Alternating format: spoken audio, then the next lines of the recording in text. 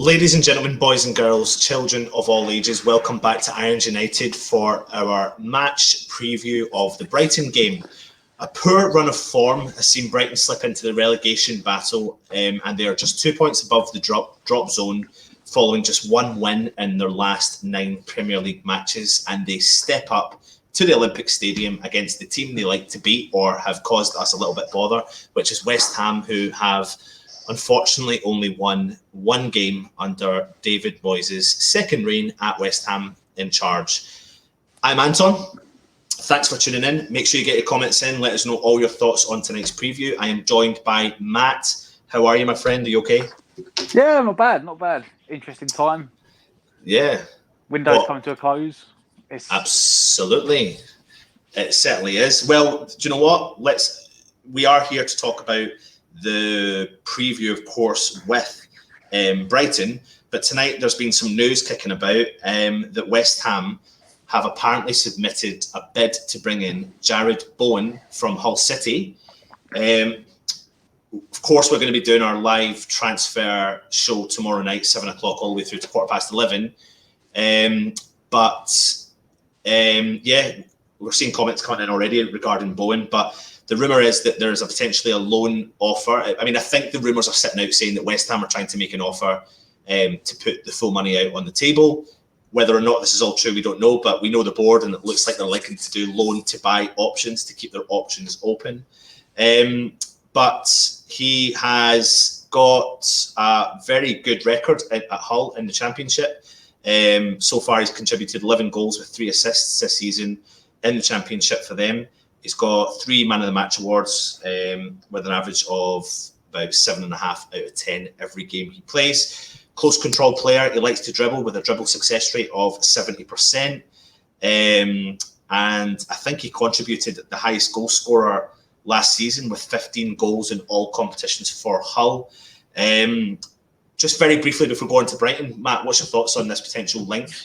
As a player, he's one of these guys that's like a modern... he's a modern...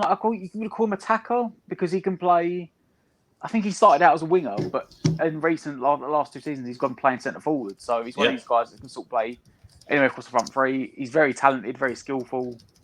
I think whoever gets him is going to be like the next, not the same style of player, but he'll be the next Maddison, the next guy to step up from the Championship and have a big impact.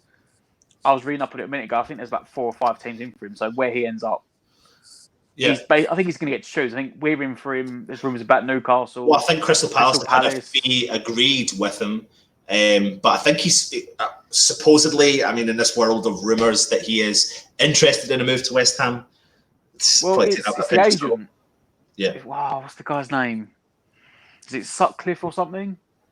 He's one of Sullivan's mates, the agent. Yeah. Bowen's agent, which is Bowen will be... So his agent will be trying to push him there because, his agent will probably get a massive backhander from Sullivan. I know they've said we've put like 60 grand a week on the table to him, which is probably like quadruple what he's getting at the moment. Yeah, absolutely. Hull don't actually have to sell him. That's the thing. So it depends on what they want to do. He's only got 6 months left on his contract, but they have the right to extend it another year. So potentially he's got 18 months left. Mm-hmm. So realistically, if they think they can get more for him in the summer, they could turn around to everyone and go, he's not going anywhere. And they could wait 6 months and then give him a new contract and sell him again. I would have him. I think with someone we desperately need. It's pace, something we don't have. No one, someone else to play up front. But well, I tell you what, Matt, this isn't the transfer show. I mean, I think we've put it in the title that we've made an offer. Will he sign in time before the transfer window? But what you need to do is probably tune into our live transfer show tomorrow, like I've said, 7 o'clock onwards, all the way through to 11:15. We've got several guests. I think, Matt, you're joining us a few times. I haven't given you time slots, etc. yet, but coming on tomorrow night, we'll give you all the chat about the players we're linked with. Maybe we'll send someone tomorrow afternoon. We've got someone to talk about, but we'll see. It'll be interesting. Anyway, we are here to talk about Brighton. Both teams lacking confidence, but Brighton themselves, when they do want to play, can really come together and are a strong, united front, which obviously we don't see with West Ham. What is it you like about Brighton? Even before this season, they always had this thing where against at least the teams around them, they always seem to be like solid They were all good at the back. I mean, I know they shift a lot of goals against the bigger teams, but that's because I think they have this defensive or attack mentality. Mm-hmm. And they brought in Potter this year, and I think now going forward, they seem to offer a lot more. They've brought in good players like Aaron Moy, obviously Malpai. Moy, they just made a permanent transfer, so he's theirs now. He's not a Huddersfield player anymore. Yeah. I'm going to help myself. They got the winger they brought in. I think he scored against us. It was his first goal this year, and he's kicked on since. They brought good players in, and Potter's found a balance there between the way they played under Houghton, which was very much solid defensive, and he's sort of brought them more going forward as well. So they're a threat for any team. I mean, again, no, it's going to be if we can't handle physicality, so it depends what players he puts out. I mean, you could be begging for Souček to start Saturday because we need some strength in our midfield. I mean, our midfield's so weak, barring Declan Rice. Well, we will come. I mean, we will come on to West Ham, but in particular, I mean, they've got. Let's have a look at their kind of goal scoring. They've got Neil Mapai, who's got 7 goals this season. I think is it Pascal Grob? Gross, yep. Sorry, it's Gross. Grob. I don't know where I got that from. With 4 assists, followed by their defender Dunk with 3. You know, for a side that's down there, I mean, they do like to play a certain. They try and play an attractive style of football, and I suppose and they definitely know how to play against West Ham because in the last 5 meetings, they've come out on top with 3 victories and 2 draws, and I mean, it's always the Glenn Murray show, really, isn't it, when it comes up against West Ham, and we always have to mention him, but it's a tough one when it comes to Brighton. It just, Saturday's game's such a must win. I mean, what is it about Brighton that makes them step up to the occasion against West Ham? And I mean, is it that, or is it that we just don't have? Again, we'll come on to West Ham in a minute. What is it that Brighton can offer? I think the thing is, I think they will be up for it. It's now a massive relegation 6-pointer, if the way you look at it, because potentially they could win that. I think they'll go up to 28 points, and they'll think, oh, we're probably safe. Yeah, it's so tight down the bottom at the moment. Whereas if we win, that really puts them straight back in it. Yeah. It's going to be a bit different this year. I mean, I think we got a point away at Brighton, if I remember. Mm-hmm. And this year it's a bit different because, like you said, Potter likes playing this expansive attacking football, much like Bournemouth, who are in the same situation that they like playing out from the back and they play this big expansive football. Yeah. And if they get it wrong, they get punished. So he has sort of brought them away from that big physical team, but defensively they should still be better than they are. I think maybe they're trying to adjust this attacking football. But anyway, everyone likes playing at us. I think Bilic said it after the West Brom game. He said teams like coming to our stadium because it's not intimidating in the slightest. Yeah, of course. I mean, they had a week off last week. Obviously, they were knocked out in the FA Cup from Sheffield Wednesday. So they'll potentially feel quite revitalised for the game against West Ham, who have obviously had quite a lot of fixture congestion. Is that going to play a part in the game on Saturday, especially in the favour of Brighton? Possibly the longer it goes on. Like, you think maybe once you get to maybe like 70 minutes, maybe we'll start tiring out. Yeah. But then again, it depends what team we play and who he plays again. I mean, some guys have had a rest. Like, for instance, I don't know if he will start him. Souček hasn't. He had a pre-season. They had a off break, winter break, so he's had a couple of weeks off. I mean, you've got Nketiah could play, Nketiah could play again, or you could Zabaleta in. He's had a rest, but for sure it benefits them more. You said they haven't played. We've had 2 games since they last played. Yeah, and they weren't exactly easy games, and pretty much we've played our first team both games. I think, but we've got a break after this, so you think they should be able to just push on for that one game and then have their rest for a week. But sometimes you find when you get these breaks that they come in particular with West Ham at the wrong time. And what I mean by that is, let's just say for talking sake, we do go ahead and get victory. You want the momentum and you want to be playing a team quite quickly at the back of that. And very typically West Ham, it just never works out that way. But if you look at the season so far, West Ham currently sits 17th to Brighton's 15th. West Ham have won 6 to Brighton's 6. We've drew 5 to their 7. We have lost 13 to their 11. And we've had 6 clean sheets to their 5. They create more chances per match, with just under 1.5 per match, and we're just close to 1 chance per match. We're pretty even in terms of average goals scored per match, and we concede more goals probably than most teams anyway, and in particular against Brighton. But like we know, last time out for them, they've conceded 7 goals in the last 2 games. Their biggest victory was against Watford, 3-0. Their largest defeat was against Man City, 4-0. And there's a kind of similarity. Our biggest victory was against Bournemouth, 4-0, and our biggest defeat against Man City, 5-0. We've also got Man City coming up, etc. But for Brighton, they're missing players like Dan Burn with a shoulder injury. Their winger, Jose Icarado, who's obviously we know quite well, will be absent with their knee injury. And obviously now they've made Moy the permanent signing. I mean, that'll be a boost for Brighton. Yeah, I think that was always a strange one for me. I mean, I think I read today that I think Duffy is out. I think it's Duffy. It's one of Duffy or Dunk. I think it might be Duffy. They said he had to have an extra surgery and he's out. Yeah. But I mean, they've got like 5 first-choice centre-backs. So for them, I don't think it's really... It's not. They don't actually... I don't think they really have like, oh, he's the first choice, second choice, third or fifth. They've got like 4 or 5 guys that you can all play first-choice centre-back. Because sometimes they play 5 at the back. I mean, this Moy situation, it was a strange one because he went on loan to them in the summer and they loaned him out and then straight away gave him a new contract, Huddersfield. Yeah. I think maybe their plan at the start of the season was we'll loan him out, get promoted, and he'll come back. And their season's fallen apart. And it's a sensible signing. I mean, it's not like it's a fresh face, but he's a fantastic player. Like I'd have him in West Ham's team.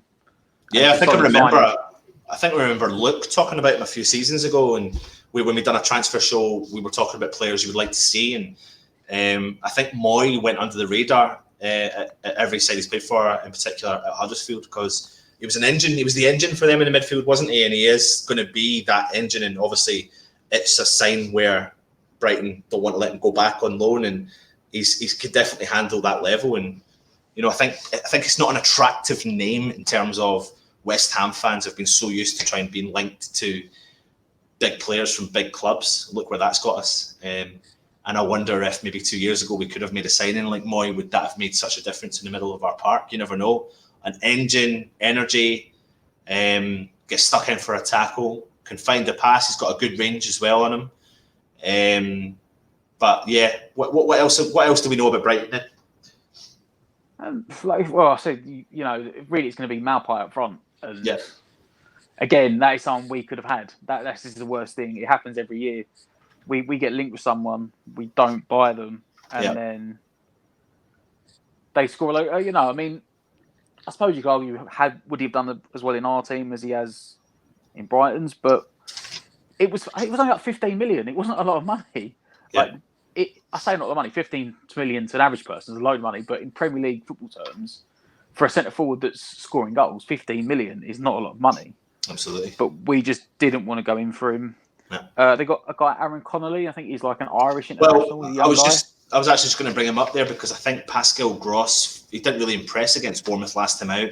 So there's a hint that he may even drop to the bench, and Aaron Connolly may push for a recall in their side and maybe push for a start against West Ham. And you always have that feeling that sometimes players like that will always step up to the occasion, and it always seems to be West Ham on the receiving end. It sounds really negative, but we do have a history of giving a platform for players that have got a history with West Ham or are looking for a start of a career.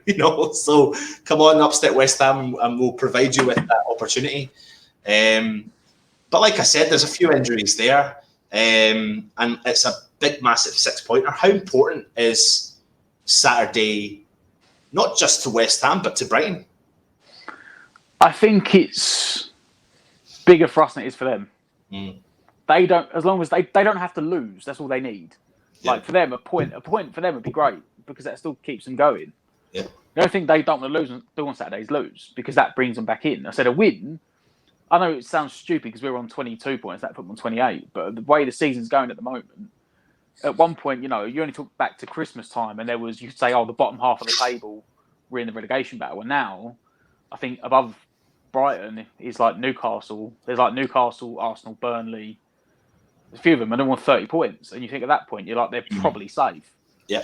So if Brighton beat us, then that puts them on 28. And you'd say that's probably almost pulled them away from trouble and leaves us right down in it because we don't have a good run coming up. No, we don't. I think we looked at it the other day. We're talking about Liverpool away, City away, Arsenal away, Tottenham away. Wolves at home, Southampton at home. So potentially talking this game in Southampton in the next like 6, just so to we can name a get few. points from. Yeah. Just to name a few. Let's get on to West Ham. We've talked enough about Brighton as a whole. Obviously, we came off the defeat against Liverpool. I mean, it was a better performance, you could say. We still were beat, but first half we were in it. We still had enough chances, even in the second half. If we'd taken, Alisson made some fantastic saves, and that's why it cost. That's why he cost 65 million. He was their man of the match. Let's not kid ourselves. He is the most expensive goalkeeper in the world, and there was a reason for that. But it was, I think, the thing we liked more than anything was that you could actually see there was heart and determination. They tried, there was effort. Yeah. Whereas, like the West Brom game, no one seemed to give a shit, and that was the worrying thing. It was like, I can take us playing badly, but when they don't care, no put any effort in, that's when you worry. So there was definitely positives to take. I mean, especially considering that Liverpool have put goals galore past everyone this year. Yeah. So only lose 2-0 was, I thought we'd ship like 4 or 5. Yeah. And it, I don't think 2-0 wasn't a disaster. I think everyone probably thought that we would. I mean, I know we come on here, we do the predictions. We've talked about this last night. I predicted a 2-0 victory, but I'm always going to predict a victory. I'm a West Ham fan. I'm a positive, I'm a half full glass. I think I said 4-1 Liverpool. I did not see us only conceding 2 goals. Yeah. On that day, we got the boost though before the game to see that Fabianski was back in contention, and I know you're really worried about the Fabianski being back in contention because I think you think that potentially I wouldn't have risked him. Yeah, I would have given him till Brighton. I would have given him like 3 days extra off and gone. You can come back for Brighton. I'll tell you what, though, man, mate, he looks fine, and he made some vital saves. He's still there, yeah.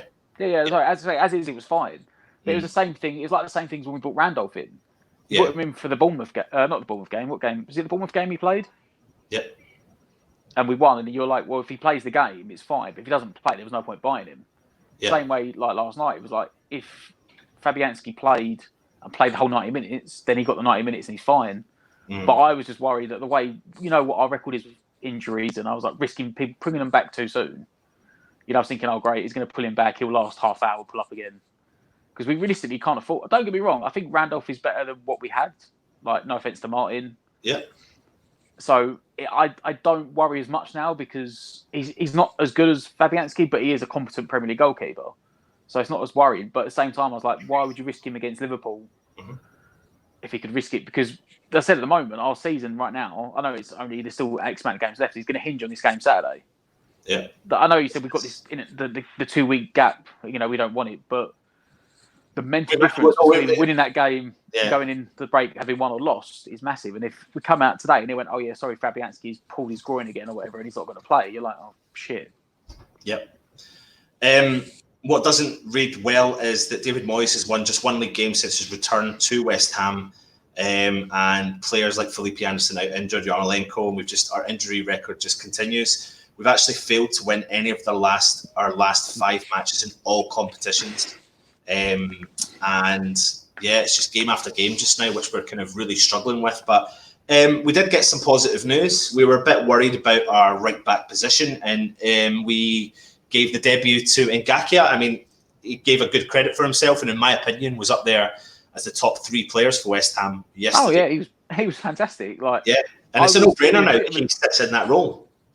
I was legitimately shocked when I saw the team sheet. I was like, fucking hell. He actually put a kid in instead of Zabaleta. Because I was just having nightmares all the way to the game. I was having nightmares that he was going to play Zabaleta right back and he was going to get absolutely annihilated. Yeah. But he didn't, mate. Do you know what I really liked about him as well? Like, for a young lad, he was really confident going forward, extremely supportive coming back. He could turn a player quite well. Like, he was reasonably skillful. There was a couple of times he tried some stuff, a couple of stepovers, and I think the Liverpool players got a bit wise to it. But he found himself in the right positions, and I think at one point in the first half, he actually got himself into such a great position. He did panic, and he crossed the ball in. And you know what? It was if there was a bit more height on that ball, it maybe would have gone to someone like Aller, but there wasn't, and it went to the first defender. But he just kept finding himself in good positions, and I just thought to myself, he's young, he's fast, he's up for it. I'm not over-exaggerating this either, but I do think he's a talent, and I do think he deserves the starting. I think, to be honest, mate, for me, he starts every game now until Fredericks is back, at least. Yeah, definitely. I mean, unless he does have like a shocking game, and then you might go, we might have to put him out. But I mean, you're saying about the attacking ability. I know earlier this season he was also playing right mid at times, so he has got the ability to go forward, and it's almost promising for us because we talked about Ben Johnson last year, and he's just talked about a couple of injuries this year. But then we've got another kid come in, and I think back to so many games earlier in this season when like Fredericks was injured at the start of the season and Pellegrini was just playing Zabaleta, and you think, why couldn't this kid have given him a chance? And like you said, now there's no way you can start Zabaleta. The only way I'd start Zabaleta is if we're playing 5 at the back and you're playing him as the right of the 3 centre backs. Yeah. To tuck in, because defensively he's no issue there. Like, what Zabaleta knows out defending. He's got positional sense. But, it just gave us another option against Liverpool, because for weeks and weeks, I see the team sheet, even with Moyes, at the end of Pellegrini's reign, at the start of Moyes, with Antonio and Anderson out, you just knew, and Fredericks, you just knew that you were going to see Zabaleta and Snodgrass on the right-hand side of a 4-4-2, and you can't do it. No. Because you have no pace whatsoever. And that's what's killing us this season, is that we don't have any pace. And all of a sudden, the kid coming in, I can't pronounce his name, I'm going to butcher it, but with the kid coming in, he looked all right. He panicked a bit in the final third, but he was making his Premier League debut against the world and European champions. But he held himself well. He did. He really did. He done himself proud. Yeah, he done a France proud, and he looked up for it, mate. He did look up for it. Now, the biggest thing we're going to talk about here is you've of course had Diop, Ogbonna in the middle of the park, and then Masuaku, who I thought actually gave a decent account. I know we had some different opinions in the review last night. I've seen some stuff floating about thinking that Balbuena's going to actually step in and they're going to play the 3 big boys at the back with Ngakia, but I can't see that, mate. I think they play. They either play a 4-2-3-1 or a 4-4-2, Brighton. And if they play either of those formations, and you play at a 5 at the back with the 3 big centre backs in, you're wasting a position. Yeah. For me, if you're going to play 5 at the back, do what Moyes used to do. I think what he done last night as well. You play Creswell in the back 3. Yeah. Because then if they do line up and they go, they've only playing 1 up front, then all you do is you push Creswell out to left back and tell Masuaku to go play left mid. Yeah. He's probably going to have to play Masuaku because we need the pace. Yeah, absolutely. I mean, with Anderson's still a good few weeks away. Antonio may play tomorrow. Tomorrow, Saturday. I mean, but I could honestly see it maybe being Antonio's on the bench. I don't know if they'll start him up front. So you're going to need pace on the wings. And if you line up with that 5 at the back, with the kid at right back and Masuaku at left back as the wing backs, if they do turn around and go, they're playing 1 up front, you can just you just shift it and make it into a back 4 rather than a back 5. It'll be an interesting one. I mean, I think we're pretty adamant. Obviously, Fabianski will start. We know Ngakia will start, probably alongside Ogbonna, Diop. It's just what he does, and I think he will continue with Masuaku. I'll be honest, I never thought I'd say this. Like, if you said this to me a month ago, I would have called you mental. But based on the last 2 games I've seen, I would rather play Masuaku than Balbuena. Yeah. Because fuck me, he was shit against West Brom. Yeah. Jeez, he was absolutely awful. I've never seen him have a game that bad. And I was thinking he's actually trying to compete with Sanchez for the worst performance. Yeah. And they both got shipped to half time. And that was like, again though, at the same time, for me at the moment, he is third choice. So if the other 2 are fit, I would play him. And then if you want to play 5 at the back, play Creswell in it, because then you can change it to a back 4. We saw in the game against West Brom, we played 5 at the back the first half and we were crap. He went 4-4-2 in the second half and we started doing something. Yep. For me, he's got to play 4-4-2. Yeah. But if you want to play 5 at the back, start with Creswell in there so you can change it to a 4-4-2. With 10 minutes in, you work out it's not working. I think this is his opportunity, to be honest, though. I think, we'll come on to a couple of the other players, but this is a really strong opportunity for Moyes to go out and try and do something for West Ham because we're so desperately in need of a potential victory. But we've, of course, signed Tomas Soucek. And I think he will be in contention. Do you think he will get a start on Saturday against Brighton? Well, I would start him because Noble's played like Moyes has said as well. As he said, they had an international, not winter break, so they had a winter break. So he's had a rest, and he's played Champions League football this year, so he's not crap. Yeah, I know you might say he might need time to adjust, but if you're playing him if we play 5 at the back, you play midfield 3 or midfield 2, you might as well put him in there. Mm-hmm. Noble's legs are shattered, so it gives Declan Rice someone else to play alongside that Rice hasn't got to try and run the legs for. Yep. For me, it's you've bought him in as a £20 million guy. Well, potentially 20 million if we stay up. But there's no point bringing him in and then waiting. If he was going to do that, you should have done it at the start of the window. Yeah. Like, I'm not being funny. You can bring him in. If you want to, give him a while to adjust, bring him in today and then give him that while to adjust until the Southampton game. If we was playing Liverpool tomorrow or Liverpool or Man City on Saturday, I said, yeah, put him on the bench. But we can't afford, with the game that it is. And the thing is, though, we're not going to know him, but then neither Brighton aren't going to know him either. Mm-hmm. A 6'4" bloke that can run up and down the pitch all day against a team as physical that likes to play physical like Brighton is going to actually help us against their tactics. I mean, they describe this guy as like this big wall who protects his defence, but he's blatantly a box-to-box midfielder because he steps up with quite a few goals in the season and assists. So for me, I mean, it's maybe a much-needed boost for West Ham. It's a different player. Do you know what? I think even the fact that it's a different player in this midfield would help. And I know this is going to sound a bit crazy, but I feel like you could put any player in there as long as it's not the names that have been going there recently. And it brings us perfectly onto the Lanzini and Fornals debate and the comments even that Moyes made after the game last night. But you know what I mean. No, like what? I mean, without having to go on about it, what has happened to Lanzini? Do you think he'll drop Lanzini? No. I don't think he will. Lanzini's confidence is shot through the fucking floor. Yeah. That chance he had yesterday when it was 1-0, he should have buried it. And they went straight down there and made it 2-0 and that was game over. His confidence is through the floor, which, again, as I said earlier, I don't mind players playing shit if they try. But he's not even running, and that's the issue for me. Is that Fornals, whether you like him or not, I like him. I think he's got potential to be better than Lanzini, but he's still running around the pitch. He still puts the effort in. He tracks. He closes down. Lanzini's not doing it. Like, he must have. I don't know what he's done to that. What blackmail he's got on David Moyes to keep starting every game. Don't forget as well that before Moyes turned up, Fornals was our most informed player. He was, yeah. He had 4 goals and was it goals and assists?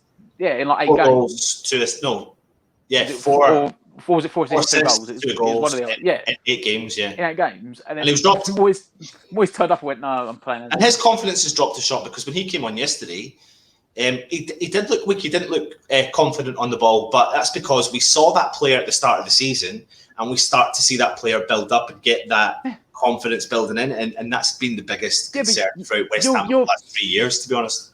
Your confidence would be shot. I'm not being funny. Even in your job, if you would like doing a banging job and you was like employed a month and you'd be given all this work to do, this extra work, and you're nailing it, and all of a sudden a new manager comes in and goes, "No, you can go back to doing coffee duty." Yeah, you're like, "What the fuck have I done wrong?" It will mentally affect you, and that's essentially what's happened. He was literally over the Christmas period, like maybe December, month of December. Fornals was our best player. Yeah. And then Moyes come in, played him. He started him the first game against Bournemouth, and we won. That was the strange thing. He actually played him that game and started him. Brought Lanzini off the bench, and he played well. And we won. And he went, "No, I'm playing Lanzini now." Yeah, it's like he's hoping he'll be the new Arnautovic for him. But it's funny because I'm not entirely different players. He is, and I'm not in the camp for selling Lanzini right now because I think if we can find the spark that was there somehow, then we've got a player that only maybe that wasn't that long ago. West Ham's by a million miles best player, and everyone was singing his praises. We have to be realistic as West Ham fans as well. That's the point you just made is what Moyes is saying. Yeah, that's what Moyes is getting at. But I do we haven't got time for it in a relegation battle. but no, I'm referencing being sold. I don't think he should be sold. I think he should definitely get rested. I think it's time to rest Lanzini. Oh yeah, no, I'm not. To let him know. Yeah, but there is a debate out there. There's no confidence there. Yeah, there's people turning around saying, sell him, get rid of him, he's crap, blah, blah, blah, blah. But his confidence is gone, like you said, it's shot. We need to give him a break, and we need to give other players an opportunity to actually come in and fight for that jersey to go, what we're going to do. But let's bring ourselves into Antonio.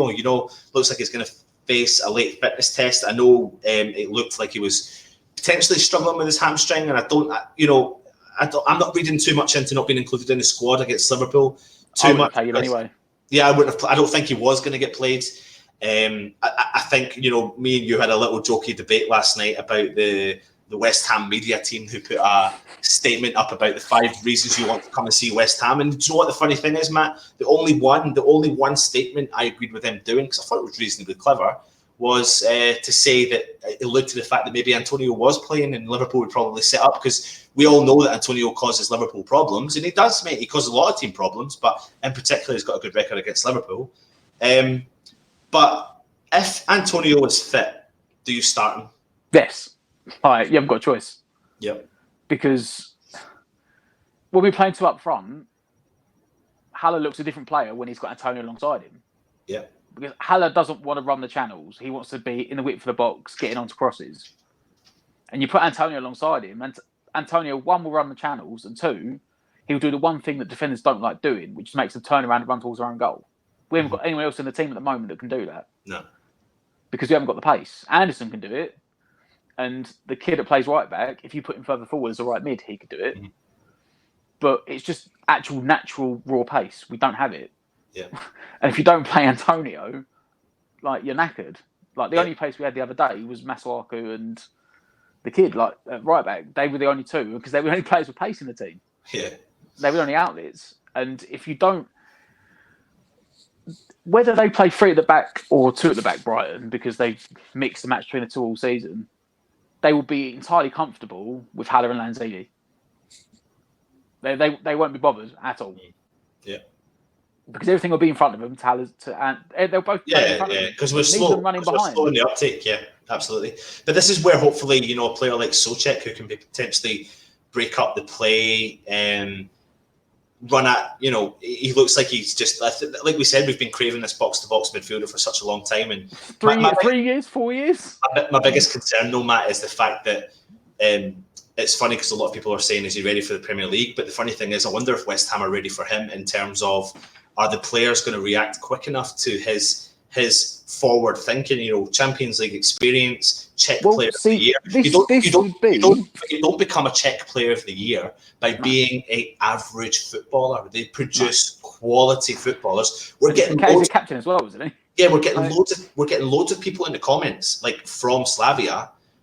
Watched him throughout his whole career, and they're telling us, and I'm not just getting carried away here, but they're telling us that genuinely we have got a steal in this player, and they're massively going to miss him, and we're very lucky. But the biggest concern is, can West Ham play to his strengths? And, maybe he's used to other players in and around him, and this is why I think it's so key. We need to go into this market, and we need to bring in this pacey, creative, interesting player, and the player I'm always talking about is a Barkley-type player who can react to players like this. Like you said, people are going to react fast enough. That is one thing that I would defend maybe a Lanzini and Anderson for, is that they do think faster than the rest of the players around them. The amount of times you see Anderson go down the left wing and he stops and everyone starts moaning, why haven't you played the ball? And it's there's fucking no one to play it to. Yeah, it's true. No one's on the same wavelength. So you think, all right, maybe not Brighton because Anderson's not fit. But, when you get Anderson back and you've got Antonio or Yarmolenko with him, but it's always frustrating, though, isn't it, Matt? We always come up against these games and we just don't have the relevant side to put out. We're so desperate to put out our strongest 11, we can't do it. When was the last time we were able to put out our strongest 11? I genuinely... Wasn't it one game back in October or November? But that's the thing. Only Winston Reid was injured. I think just before, it must have been September. Yeah. Just before Fabianski got injured, and it was only Winston Reid's injured. They've got a full selection, and he was that's not going to happen. Yeah, and we've not had any form of consistency with it either, and it's just we can't because everyone continually drops in and out with it's a nigger or this or that. Yeah. And we bring them back too quick because we're always in fucking trouble. So it's Allardyce style, you've been declared, you can start training now. Yeah, so you're starting Saturday. Absolutely. It's what we do. Like, we don't go, oh, you've been declared fit. Oh, well, you'll come off the bench for half hour. It's like, you're declared fit. Yep. Get on the pitch. You're starting. I'll bring up Irons United. I think Stell or someone's man in the chat. He's put out his side that probably looks like he would start. Do you agree with that, Fabianski? No. Let's dissect this team then. Zabaleta, I don't think will start. I think Diop Ogbonna, I agree with. Creswell, if he goes 4-4-2, I agree with that. Souček, Rice, Noble, Snodgrass, no. I think Noble will be dropped. I think Souček will step in. 4-3-3. He's trying to play Snodgrass. No, still. Yeah, and behind that's him. Still, oh, no. Yeah, trying to play Snodgrass on the wing for 3. No. Yeah. A 4-4-2, I could see that being. Fabianski, Diop, Oggy, Creswell, Mastelaka, Ngakia, Souček, Rice, Fornal, Snoddy, and Haller. Let's dissect the team based upon Antonio's going to be fit. Antonio Haller up top, Snoddy, probably Lanzini, probably Rice, probably Souček, and then our back four that we've went on about all season. If they decide to go for the wing back option, who comes in and who goes out? See, now, the team we've got in front of us now has got the wing back option on it. Yeah. And I would say it would be that, for me, personally, it would be that team. Minus Fornals. Yeah. That Moyes will choose. Yeah, I could see it being that team, and that'd probably be Lanzini instead.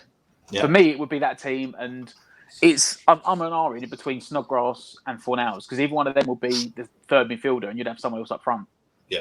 And it all depends on if Antonio's fit. If Antonio's fit, then it's like, do you want the... See, I think you could afford to not play Snodgrass there, because you've now got Souček. Yep.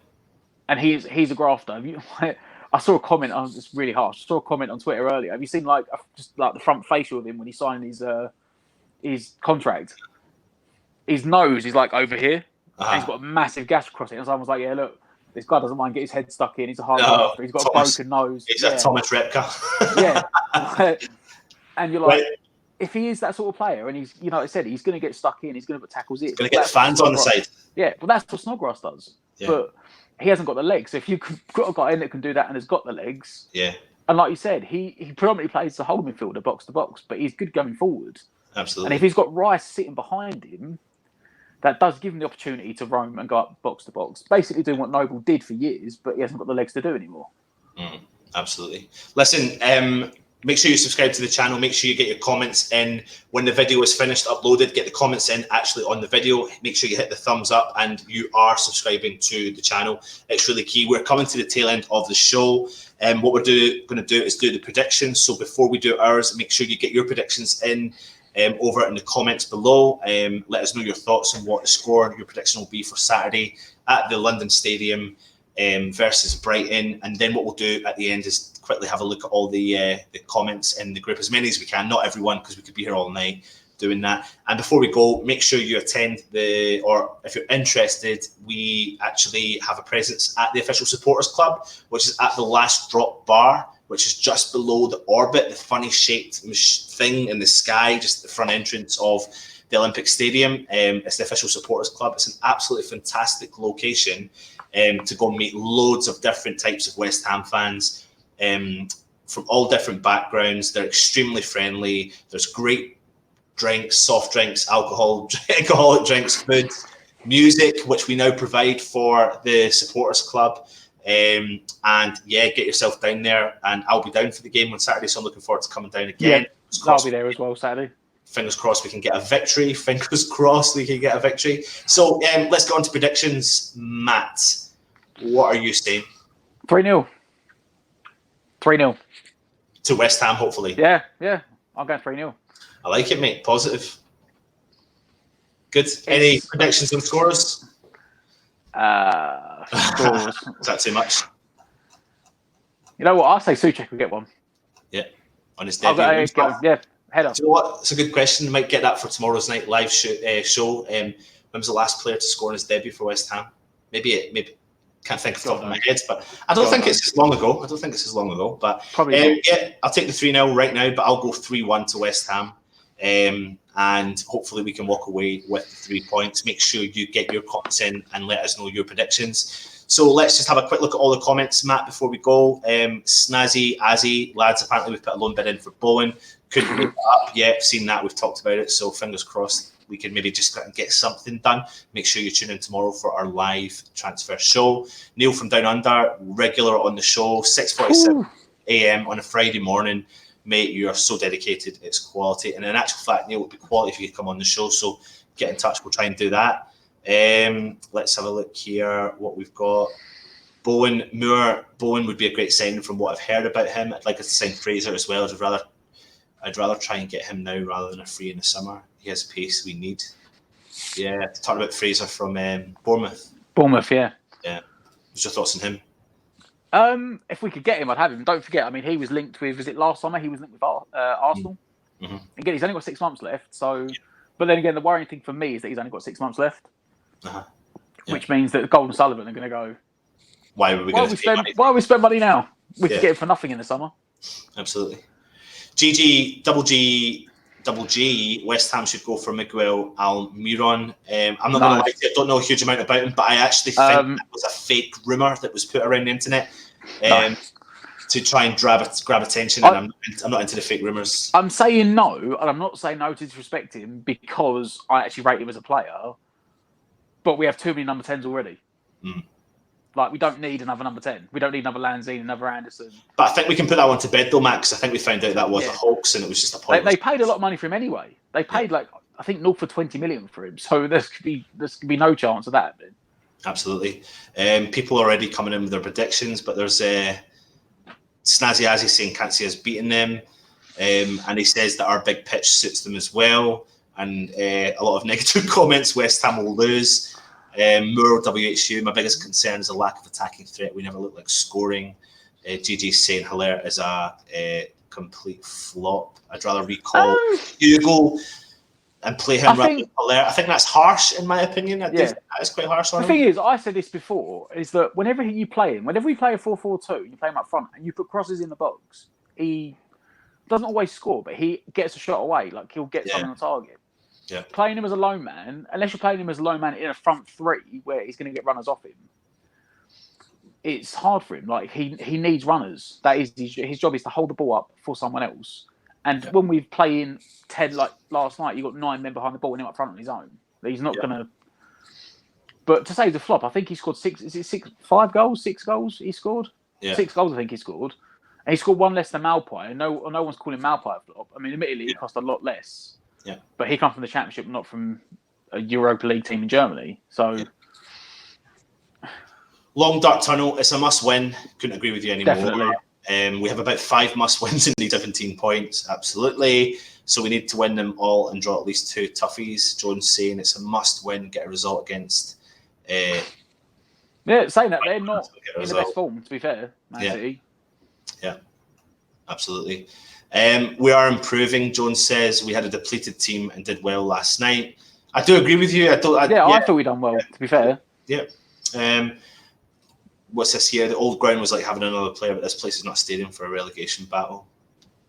Possibly a valid point. People are saying they would rather Fornals coming into this game. As I said, I don't know what blackmail, what material Lanzini's got on David Moyes to start every game.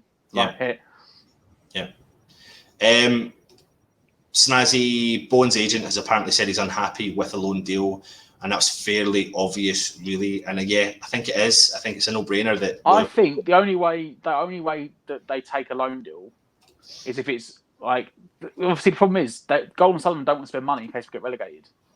Yeah. So with this deal for Souček, it's 4 million. It's 4 million euros, I should say, now, and 16 in the summer when we stay up. Yeah.